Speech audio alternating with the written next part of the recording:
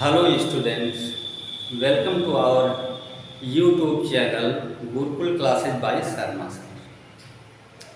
आज हमने सोचा कि मैथमेटिक्स के फिजिक्स में जो यूज है उनको लेकर के विद्यार्थियों में काफ़ी संदेह होता है। आर्टिकल का डिराइवेशन करने में फिजिक्स के लिए मैथमेटिक्स के जो रूल यूज होते हैं उनमें प्रॉब्लम होती है।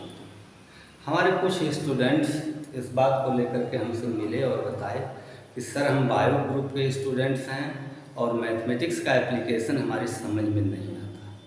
हालांकि समझ में तो मैथमेटिक्स ग्रुप के भी लोगों के साथ प्रॉब्लम होगी, लेकिन वो आगे चल कर के पढ़ेंगे तो आगे उनका कंसेप्ट क्लियर हो जाएगा। क्योंकि जो हम बताएंगे वो इंटरमीडिएट में एक लाग को छोड़ कर के बाकी सारे कंसेप्ट हैं मैथमेटिक्स में। तो अब इस सीरीज में हम चाहेंगे कि नंबर 1 क्वाड्रेटिक इक्वेशन। फिजिक्स के बहुत से क्वेश्चन होंगे जिनमें क्वाड्रेटिक इक्वेशन का एप्लीकेशन होगा। ax² + bx + c = 0। और जो भी क्वेश्चन मिलेंगे उसमें मैक्सिमम क्वेश्चन ऐसे होंगे जिनमें फैक्टराइजेशन आप नहीं कर पाएंगे। तो फैक्टराइजेशन नहीं कर सकते हैं तो फार्मूले का यूज आपको करना पड़ेगा। -b ± √b² - 4ac/2। और ये हम मानेंगे कि ये आप क्लास 10th में पढ़े हैं, इसलिए इसके लिए हमें कुछ भी नहीं बताना है।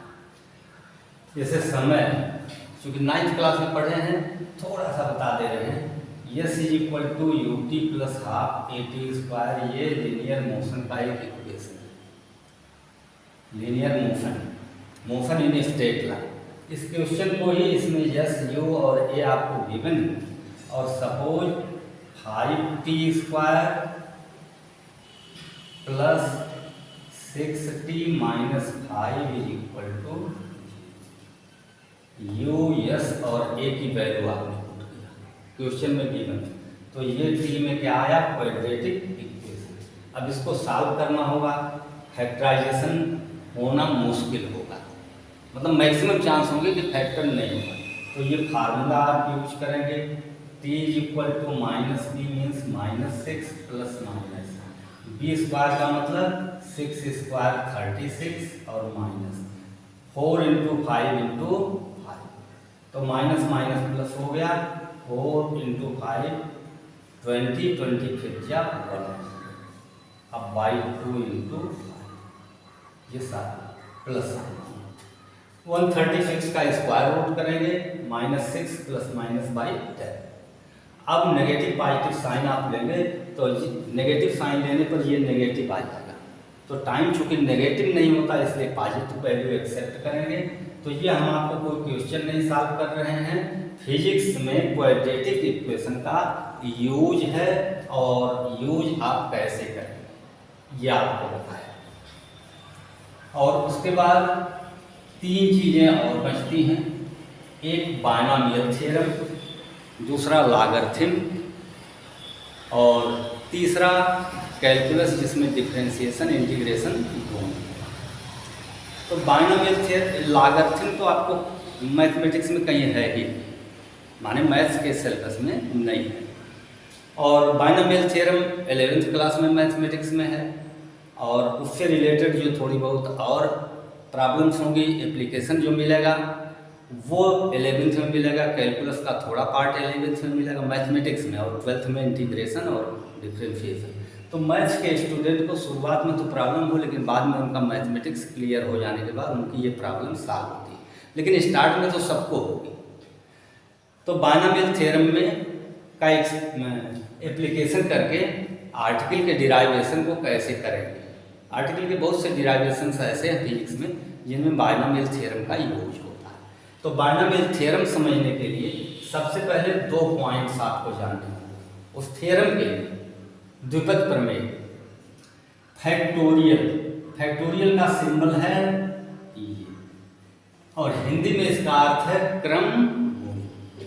फैक्टोरियल n का मतलब n से स्टार्ट करके और 1 तक आप जाएंगे, प्रोडक्ट करेंगे यानी सॉल्ट होते हुए।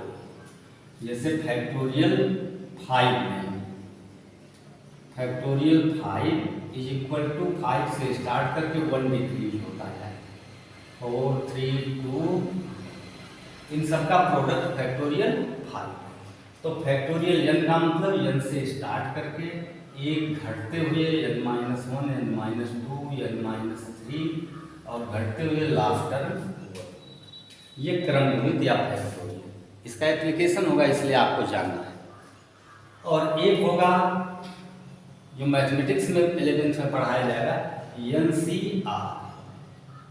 n आपको वस्तुएं दी हुई हैं और उनमें से r को लेकर के आप ग्रुप बना रहे हैं, n वस्तुओं को लेकर के r के जो ढेर बनाएंगे, परम्यूटेशन कॉम्बिनेशन दोनों की ये कॉम्बिनेशन है, n वस्तुओं में से r वस्तुओं को लेकर के कितने आप बना सकते हैं, तो ये होगा।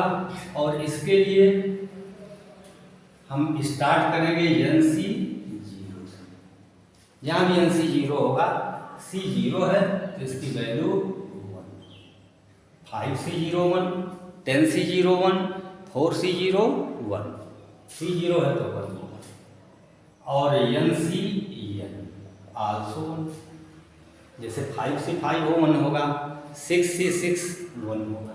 ये याद करने के लिए है, ये आपको मैथमेटिक्स नहीं पढ़ा रहे हैं, ये कॉम्बिनेशन है। कॉम्बिनेशन में आप एडिशनल बुक में 6-7 एक्सरसाइज पाएंगे, तो हम 6-7 एक्सरसाइज आपको नहीं पढ़ा रहे हैं कॉम्बिनेशन, हम एप्लीकेशन आप कॉम्बिनेशन समझा रहे हैं। NCN1 और NC0, NC1 is equal to EN। यहाँ तक आपको ध्यान रखना पड़ेगा। इसके आगे की बात करते हैं NC2 मीन्स, जैसे एक व्यावहारिक अर्थ होता है, एक रूलिंग आप पढ़ के रट लेते हैं, याद कर लेते हैं, तो रटने से यहाँ आपको कोई खास फायदा नहीं। एप्लीकेशन में जो एक तारतम्य है, सिस्टम है, सिस्टम को समझेंगे तो आपको आएगा। सिस्टम क्या है, यहाँ जितना डिजिट आपको लिखा हुआ है यहाँ से स्टार्ट करके उतने तक जाएंगे, यानी 2 तक, और n से स्टार्ट होंगे उससे एक कम, यानी n-, और ये जो है इसका फैक्टोरियल हो। इसके फैक्टोरियल का मतलब 2 से स्टार्ट करके 1 तक जाना, तो फैक्टोरियल 2 का मतलब 2 × 1, NC3। अब n से स्टार्ट करेंगे 3 टर्म होगा घटते हुए, तो n-1 n-2 और इसके बाद फैक्टोरियल NC4 होगा, तो n n-1 n-2 n-3, एक और बढ़ाएंगे कुछ 4 टर्म बन जाए, और 4 यहाँ होगा तो बाई फैक्टोरियल। इसी तरह से NC अगर 6 है तो n n-1 n-2 करते हुए 6 टर्म देंगे, ये गिनती में 6 होनी चाहिए, अब उसके बाई फैक्टोरियल जैसे आपको दिखाते हैं। अब हो गया 12C3, हम 4 कर देते हैं, तो 12 से स्टार्ट करके आप 4 टर्म लिखेंगे डिक्रीजिंग सिस्टम में, तो 12 11 एक कम होता जाएगा, देखिए 1 2 घटाते रहेंगे, रियल था घटेगा तो है नहीं, और यहाँ घटेगा 12 10 9, कितने टर्म लिया हमने 4 टर्म। अब उसके बाद फैक्टोरियल 4, अब फैक्टोरियल 4 को 4 3 2, 4 3 या 12 कैंसिल हो गया, 2 फिर क्या 11 5 और 9 का मल्टीप्लिकेशन जो आएगा वही आपका 12C। एक चीज सुविधा के लिए जैसे फार्मूले बनाए जाते हैं तो लोगों को सुविधा, r की वैल्यू अगर n के हाफ वैल्यू से ग्रेटर है, यानी r is greater than n by, तो एक फार्मूला एप्लीकेट करेंगे, most important formula, NCR is equal to NCN-r। अभी देखिए हमने लिखा 12C4, अब 12C8 है, तो रूलिंग के अकॉर्डिंग तो हमको स्टार्ट करना है 12 से स्टार्ट करके 8 टर्म में आना है। 1 2 3 4 5 6 7 8। अब y फैक्टोरियल 8 से स्टार्ट करके 8 7 6 5 4 3 2 में लंबा कैलकुलेशन करना है। और यहाँ हो क्या रहा है, r means 8 is greater then 12/2 6, 8 6 से ग्रेटर है, तो ये फार्मूला यूज है। तो हम कहेंगे 12c 8 is equal to 12c 12 minus 8। अब 12c 12 माइनस 8 क्या हो गया, 12c 4। अब 12c 4 करेंगे तो ये देखिए हमने किया 12c 4 करने पर 12 से स्टार्ट करके 4 टर्म, उसके बाद नीचे 4 से 4, तो ये कैलकुलेशन इसके करस्पॉन्डिंग बड़ा है, तो इसलिए इस फार्मूले का यूज कर लेना चाहिए था। If r is greater than n/2 then NCr equal to NCn minus r। तो ये एप्लीकेट करना चाहिए। अब इतना अगर आपको समझ में आ गया है तो आप बायनोमियल थ्योरम पढ़ने के लिए बिल्कुल रेडी हैं। फिर से एक बार बोल देते हैं, हो सकता है किसी को ना समझ में।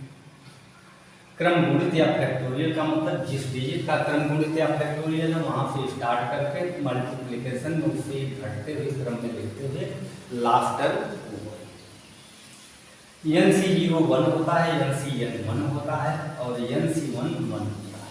NC2 से स्टार्ट करके आपको हमने बताया कि यहाँ 2 है, तो n से स्टार्ट करके 2 टर्म डिक्रीजिंग सिस्टम, तो n minus 1 by factorial 2। NC3 होगा तो 3 टर्म में घटते हुए n minus 1 n minus 2 by factorial 2। Example इस पर लिया 12c4, 12 से स्टार्ट करके 4 टर्म लेंगे डिक्रीजिंग सिस्टम में, 12 11 10 9 4 हो। अब आई फैक्टोरियल 4 मीन्स 4 3 2 1, ये कैलकुलेट करिए। अब ये अगर जो है इसके आधे से बड़ा है, अब ये एग्जाम्पल और दे देते हैं। सपोज करें 15c 14, तो 15 से स्टार्ट करके 14 टर्म आप लेते हैं, नीचे 14 से लेकर 1 तक जाएंगे, तो इसको फौरन ये फार्मूला यूज करते हैं NCr equal to NCn minus r, यानी 15c 15 माइनस 14 हो गया 15c। किसी का C1 होता है उसी के बराबर, NC1 1 है, 5C1 5 है, 10C1 10 है, तो 15C1 15 है। तो इसका एप्लीकेशन एक बड़ी सुविधा देता है। इतना अगर आप जान गए हैं तो इसके बाद आप रेडी हैं बायनोमियल थ्योरम पढ़ने।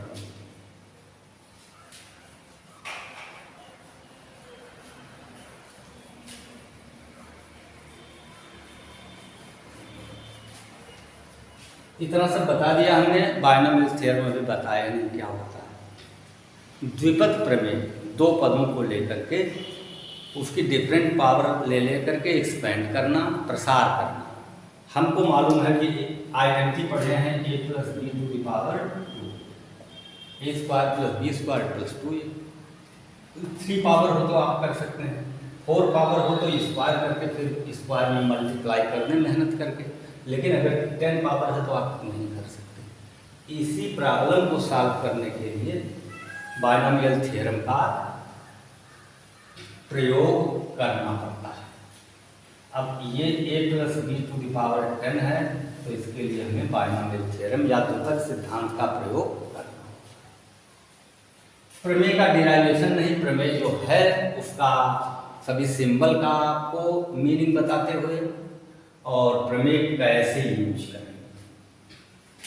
x plus a to the power e, हमने कहा 2 पद होते हैं, जैसे a प्लस b था उसी तरह x प्लस a, कोई भी 2 टर्म। तो इसके लिए NC0 यहाँ से स्टार्ट करेंगे। अब यहाँ से एक पॉइंट आप याद कर लीजिए अपनी मेमोरी में। NC0 होगा, सेकंड में NC1, थर्ड में NC2, फिर NC3, NC4 और लास्ट NCn, और इनकी पावर भी साथ में। NC0 फर्स्ट टर्म की पावर En और सेकंड की पावर 0। NC1 फर्स्ट टर्म की पावर डिक्रीजिंग सिस्टम में एक घटती है और सेकंड की एक बढ़ती जाएगी 0 से 1 power. NC2 x to the power n minus 2 a to the power 2, यानी x की पावर एक घटती जाएगी और a की पावर एक बढ़ती जाएगी और उनके पहले NC0 NC1 NC2 NC3 करके NC3 x to the power n minus 3 a to the power 3। x जितना घटता जाएगा ये उतना ही बढ़ता जाएगा। और NC4 x to the power n minus 4 a to the power. अब ऐसे जाते बढ़ते जाएंगे तो लास्ट में क्या होगा NC x to the power n minus n a to the power. x की पावर डिक्रीज होगी। फिर से लिख रहे हैं फाइनली फार्मूले की तरह x plus a to the power a। पीछे हमने जो पढ़ा उसका एप्लीकेशन। NC0 मीन्स 1, आपको दिखाया गया था NC0 1 x to the power x to the power n a to the power 0 1 हो गया। यानी फर्स्ट टर्म में क्या है x to the power. NC1 x to the power n minus 1 a to the power 1 means NC2 x to the power n minus 2 a to the power 2। x की देखिए power decrease जितना होगी a की power उतनी होगी। इन दोनों का sum n के इक्वल है, ऐड करें तो n आएगा, इनको ऐड कर दें तो n आएगा, यानी पावर का sum n। NC3 x to the power n minus 3 a to the power. x की पावर एक डिक्रीज हो रही है कि इंक्रीज हो रही है। और लास्ट टर्म होगा NCn इज इक्वल टू 1 आपको बताया है। और x to the power n minus n means x to the power 0, ये 1 हो जाए। बचता क्या है a टू द पावर। अब यहाँ एक पॉइंट आप पहले टर्म की पावर n है और लास्ट में दूसरे टर्म की पावर n है, बीच का सिस्टम आपको बताया। तो इनमें एक तारतम्यता है, एक सिस्टम से आगे बढ़ रहे हैं, इसलिए आप रटते नहीं हैं तो भी आपको पता होना चाहिए। एग्जाम्पल लेते हैं। अच्छा, एक और अगर फर्स्ट टर्म कुछ है तो उसको कॉमन ले लिया जाए। इसी में x अगर हम कॉमन ले लें तो बाहर आकर x to the power n हो जाएगा और 1 plus a by x to the power. इसको एक्सपेंड करेंगे, x to the power n का तो मल्टीप्लिकेशन होना है, इसको एक्सपेंड करेंगे तो जहाँ x है वहाँ 1 है और a की जगह पर a बाई x, तो जितनी जगह x है सभी 1 हो जाए। 1 की पावर चाहे जितनी हो जाए 1 ही होगा। तो ये ही एक सुविधा हो जाएगी। इस तरह टर्म है तो ऐसा कर लीजिए, और अगर 1 पहले से दिया हुआ है तब तो आपके पास बड़ी सुविधा है। 1 plus x to the power पहले की पावर n, कंपेयर कर लीजिए, x की जगह पर 1 है और 1 की पावर चाहे जितनी होगी 1 ही हो, इसलिए x से कोई मतलब नहीं, 1 समझते। और 1 यहाँ प्लेस है वहाँ x। अब पहले में क्या हुआ x टू x जहाँ भी है वो 1 होगा। NC1 1 to the power n minus 1 ही होगा और a की जगह पर क्या है x है, तो a to the power 1 means x। NC2 x की पावर चाहे जितनी हो 1 ही होगा और a टू द पावर 2 है तो यहाँ a की प्लेस पर x है, तो x टू द पावर 2। इसी तरह से होता है NC3 x to the power 3, NC4 x to the power 4 और लास्ट टर्म क्या है a to the power n। Compare करने पर a की प्लेस पर x है तो x टू द पावर। ये आपको फार्मूला है।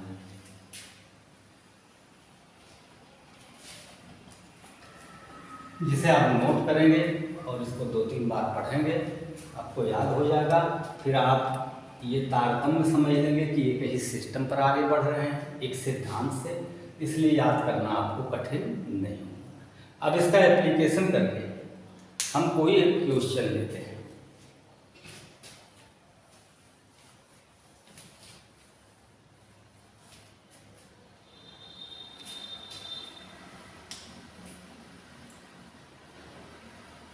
सपोज करें ये है 2 + 3x टू द पावर 5। इस फार्मूले का यूज करें। x to the power n है तो 2 to the power 5 plus n(c1) है 5c1। x to the power n-1 है, कंपेयर करते हैं 2 टू द पावर 5 - 1 यानी डिक्रीज होती जा रही है, और दूसरा स्टार्ट हो गया है। एक ही जगह पर क्या है 3x प्लस 5c2, इसकी पावर एक और डिक्रीज होगी 2 टू द पावर 3 और 3x की पावर इंक्रीज होगी 5c3। 3x का स्क्वायर यहाँ हुआ था, अब 3x का क्यूब आसान घटता हुआ जा रहा है। 5 हुआ है, पहले 3x स्टार्ट यहाँ हुआ, यहाँ तो 2 हुआ है, यहाँ 3। गलती हो गई, फर्स्ट टर्म तो 2 है ना, 2 to the power 5, 2 to the power 4, 2 to the power 3, 2 to the power 2। Second term की पावर इंक्रीज हो 3x to the power 5c4, power decrease होगी तो 2 टू द पावर 1 और 3x to the power increase हो गई 4। फिर यहाँ से आपको बताया गया कि केवल सेकंड टर्म की पावर n होगी, तो यहाँ सेकंड टर्म क्या है 3x, इसकी पावर। इसको सॉल्व आप करेंगे सिंप्लीफाई, तो इसकी पावर 5 की वैल्यू होगी। इनकी पावर जो हो रही है वो तो आप जान ही रहे हैं। यहाँ 3 का स्क्वायर 9, x का square x square 9x square, 3 3 या 27 x क्यूब, 3 4 जा 81 x टू द पावर। इस तरह अब ये डिजिट आपको कैसे करनी है। 5c1 की वैल्यू क्या है, n(c1) = 1, तो 5 हो गया। 5c2 आपको बताया गया था कि 5 से स्टार्ट करें, 2 टर्म होने चाहिए, तो 5 × 4 और नीचे फैक्टोरियल 2 मीन्स 2 × 2 से डिवाइड करें, 2 × 4 5c3। ये देखिए इसके हाफ से ये ग्रेटर है, इसको आप ऐसा लिख सकते हैं 5 - 3 NCR = NCn-r, तो ये हो गया 5c 5 अब 5c2 हम अभी निकाल चुके हैं 10। 5c4, 4 भी इसके हाफ से ग्रेटर है, इसलिए यहाँ भी फार्मूला NCR = NCn-r। n 5 है, r 4, 5c1, किसी का c1 नहीं होगा। 5c1 5 है, 10c1 10 है, 12c1 12, तो ये 5 हो गया। तो ये जो आएंगे इनके लिए हम विशेष रूप से आपको आगाह कर रहे हैं कि इनको सिंप्लीफाई करना आपको आना चाहिए। ये तो मान लीजिए अलजेब्रिक टर्म हो चाहे न्यूमेरिकल, इनको आप कर लेंगे, लेकिन ये आपको कंसेप्ट समझ में आना चाहिए। अब फिजिक्स में बहुत से फार्मूले ऐसे होंगे कि जिनको डिराइव करने के लिए बायनॉमियल थ्योरम की ज़रूरत पड़ती है। कुछ न्यूमेरिकल्स आपको मिलेंगे जिनको सॉल्व करने के लिए बायनॉमियल थ्योरम की ज़रूरत है। कुछ लोग अगर कंफ्यूज हो रहे हो तो उनको हम ये बता दें कि ये रूल्स उससे स्टूडेंट्स हमसे पूछते हैं, उन्हीं के बेस पर बता रहे हैं कि सर ये इन सब के एप्लीकेशन से जो फार्मूले होंगे या जो क्वेश्चन होंगे वो तो कॉम्पिटिटिव होंगे। तो आपको ये बता देना चाहते हैं कि वो कॉम्पिटिटिव तो अक्सर होंगे, लेकिन बोर्ड स्टैंडर्ड के भी होंगे, बोर्ड परीक्षाओं में भी पूछे जा सकते हैं। और कॉम्पिटिटिव बेस पर आपको अपना फाउंडेशन बनाने के लिए तो ये सबसे अच्छा है। तो आप बेस बनाएं। अब इसको लेकर के अब यहाँ आपको कोई क्वेश्चन नहीं दे रहे हैं प्रैक्टिस के लिए, और ना हम 10-5 क्वेश्चन सॉल्व कर रहे हैं। करेंगे मतलब मैथमेटिक्स नहीं पढ़ा रहे हैं। Use of mathematics in physics, वो भी बाइनोमियल थ्योरम का जो द्विपद सिद्धांत है। तो आपको 1-2 क्वेश्चन करना चाहिए। आपको प्रॉब्लम होती है, हमने तो अपनी कोशिश पर आपको बताया। हर बताने वाला पढ़ाने वाला टीचर समझता है कि मैं बहुत बढ़िया पढ़ा रहा हूँ। स्टूडेंट परफॉर्म करते हैं तो टीचर ने अच्छा पढ़ाया, नहीं करता है स्टूडेंट तो नहीं पढ़ाया। तो आपको इसमें अगर प्रॉब्लम होती है तो कमेंट बॉक्स में आप अपनी प्रॉब्लम लिख सकते हैं। उसको हम फिर दूसरे वीडियो में जब 2-3 तरह की कमेंट हो जाएगी या सारे लोगों की हो जाएगी, तो हम उस कमेंट के बेस पर जहाँ स्टूडेंट्स की प्रॉब्लम है उसके लिए एक अलग से वीडियो बना करके डाल देंगे तो उनकी प्रॉब्लम सॉल्व हो जाएगी। अब ये सीरीज स्टार्ट हो चुकी है। नंबर 1 क्वाड्रेटिक इक्वेशन सॉल्व करना आपको बताया गया है लोअर क्लासेज में, हमने भी यहाँ हिंट दिया। उसके बाद यूज ऑफ बाइनोमियल थ्योरम, द्विपद सिद्धांत। थर्ड आएगा आपको लॉगरिथम का। तो लॉगरिथम किसी बुक में मैथमेटिक्स में नहीं पढ़ेंगे, इसलिए मैथ्स बायो सबके स्टूडेंट्स के लिए मस्ट है, और वो वीडियो बनाया जाएगा अगला। और फिर तीसरे नंबर पर आपका आता है कैलकुलस, जिसमें डिफरेंशिएशन, इंटीग्रेशन और लिमिट। ये हम समझते हैं कि 3 से 4 वीडियोज कम से कम इनके लिए लगेंगे। तो 4 2 6 7 भी हो सकता है, 60 वीडियोज बनाएंगे, आप देखेंगे, आपको समझ में आएगा। फिर फिजिक्स में मैथमेटिक्स के एप्लीकेशन से रिलेटेड आपकी सारी प्रॉब्लम सॉल्व हो जाएगी। आपको अगर समझ में आता है, आप हमारे वीडियोज देखते हैं, आपको लगता है कि इन फ्यूचर भी आपकी ज़रूरत है, तो आप लाइक कर दीजिएगा, सब्सक्राइब कर दीजिएगा। और आप जैसे स्टूडेंट्स होंगे, आपको लगता है कि उनको लाभ होगा इससे, तो शेयर भी कर दीजिएगा। आज के वीडियो में बस इतना। धन्यवाद।